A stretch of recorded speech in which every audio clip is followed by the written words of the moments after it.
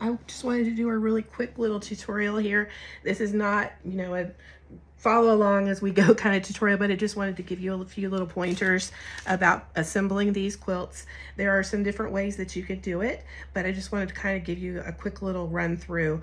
When I get started, I have just the little backer piece, which is the little pieces that are in between the acrylic, and then you'll actually have a piece on the back.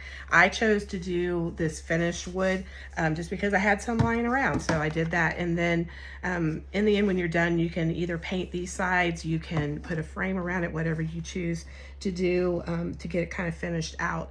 There are also lots of different materials that you can use for the individual pieces here. But I do want to tell you that when you cut it according to the way that it is in the file, according to the file that says separated pieces, if you have the separated pieces file, it's going to come with this part. It's going to come with the frame part there. It's going to come with that just square backer piece. And then it's going to come with all these individual pieces separated out into little squares. Rectangles, actually, they're not squares, but they're separated out. Now you can choose to further separate them if you want to add even more different kinds of patterns or colors. But you'll see that I did that on this one. There's a few pieces I did extra.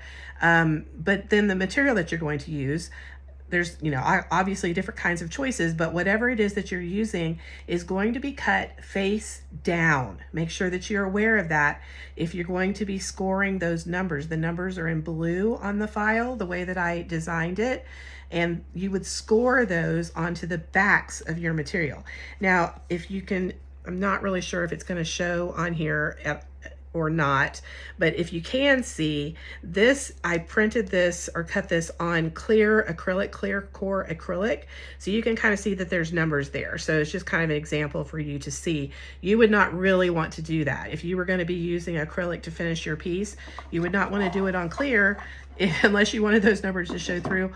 If you're going to do clear, then I would suggest that you just ignore the numbers.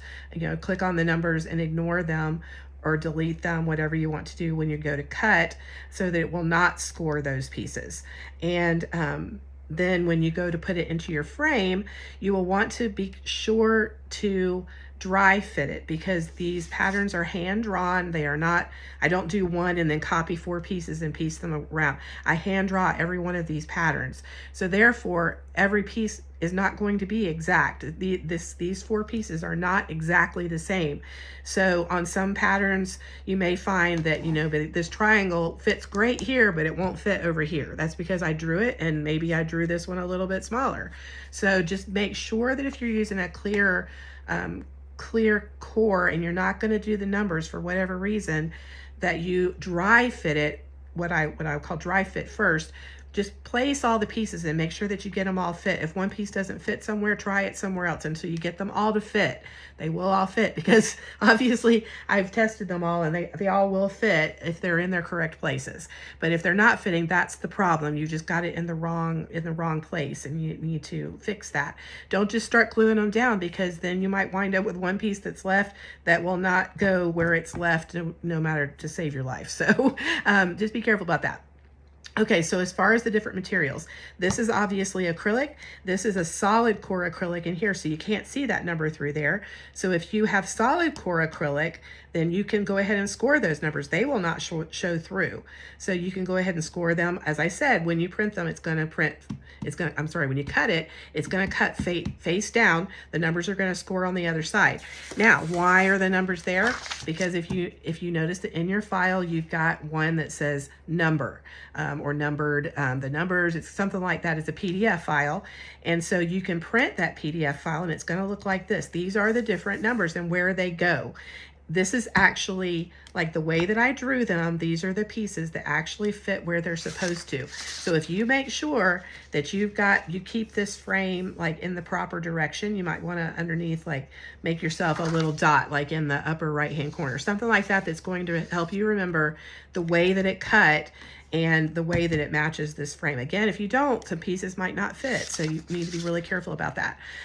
So those numbers that are going to correspond, so you take one of your pieces and it says number 1, then you know that piece is going to go right there. So you would glue it down. It works just like that. All right, so the different kinds of materials that you could use, you can do it with acrylic like I'm showing here. You can do it with scrapbook paper. If you notice on my examples that I have on the file, that's what I did. There's a few different ways that you can do that. You can either take scrapbook paper and you can decoupage a whole piece of wood in whatever shape, say the pieces that you're going to be cutting out are a 6x6 square.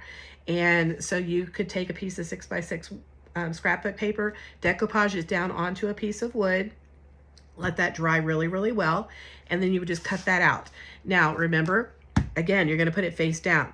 If you're familiar with laser cutting, you know that what happens on the underside of the laser is you get that flashback and you get that burn. So either you need to raise it up so you don't get that, whatever process you do not to get the flashback. You can also do it by really turning down your power. I do that a lot and speed up your speed. But that's one reason why doing it that way, where you already put the paper on the wood, might be a little more advanced and a little more difficult. The other thing you can do is just cut out the pieces of wood. You can do it like when you cut the frame piece and when you cut the backer piece. Just go ahead and keep these pieces that you cut out.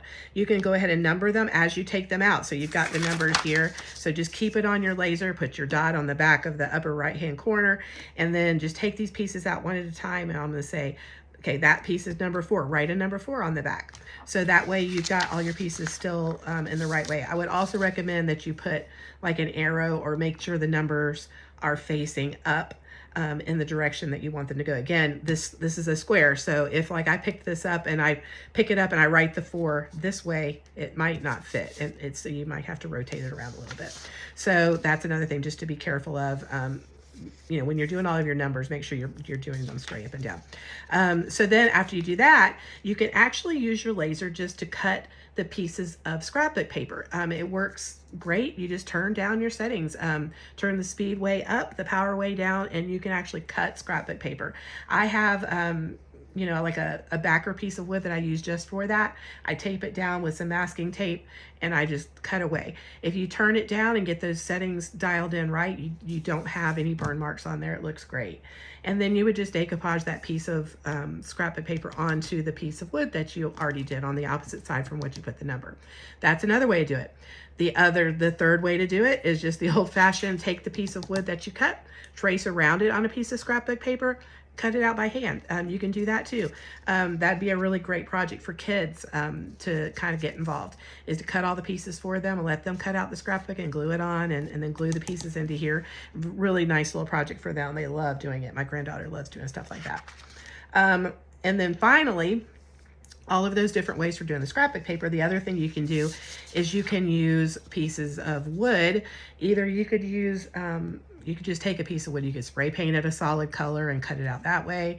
You can go ahead and pre-paint the wood however you want to, or you could paint the pieces after you do, but you would just have these pieces be different colors of paint. Again, great project for kids. They love to pick out which colors are going to be which and can paint that on super easily. And then the final thing that I know of, or that I like to do, is to use the hardwood, different shades of hardwood or wood stained. Basically the same thing as would be to stain these pieces different colors, or to use the hardwoods that are already just different shades and textures and all that kind of stuff is really, really cool. And you can just oil it. And when you oil it, all those colors just really, colors and grains pop out of those hardwoods and you get all these different textures and colors. So that's just a really quick tutorial about how you put these together. Super simple. Like I said, it works for little kids or for adults alike. You can do these with different kinds of parties. People absolutely love it. So thank you again for purchasing my files, and hope you really enjoy putting them together.